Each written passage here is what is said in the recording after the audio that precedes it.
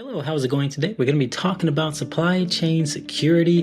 And as we know, supply chain, this is one of the most critical facets of cybersecurity because, again, it's a chain link.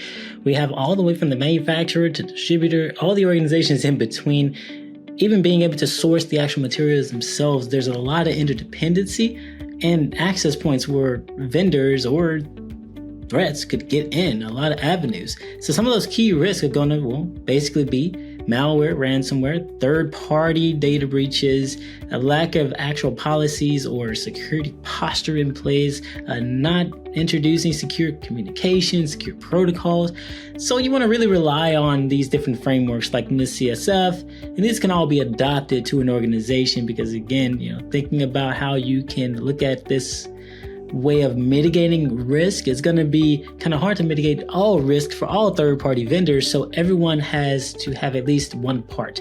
One way is conducting actual assessments, being able to utilize these tools for supply chain security, endpoint detection, blockchain. It really just depends upon how you can go about deploying a new system, deploying a new servers with the actual confidence to say, yes, we're good to go because we have optimized our tools and our technology to be able to meet that standard threat that is upon us. So incident response for supply chain breaches. Well, we want to isolate the actual link itself. Think about your supply chain as links, right? Being able to communicate across the chain exactly what is going on, what vendor was breached, how in-depth is this breach, being able to go back and reference any type of regulatory compliance that we would need to ensure that we are addressing everything, that the data privacy itself for all entities is in place, understanding that if we're going to be adopting a framework, we have to make sure that we're creating a security first culture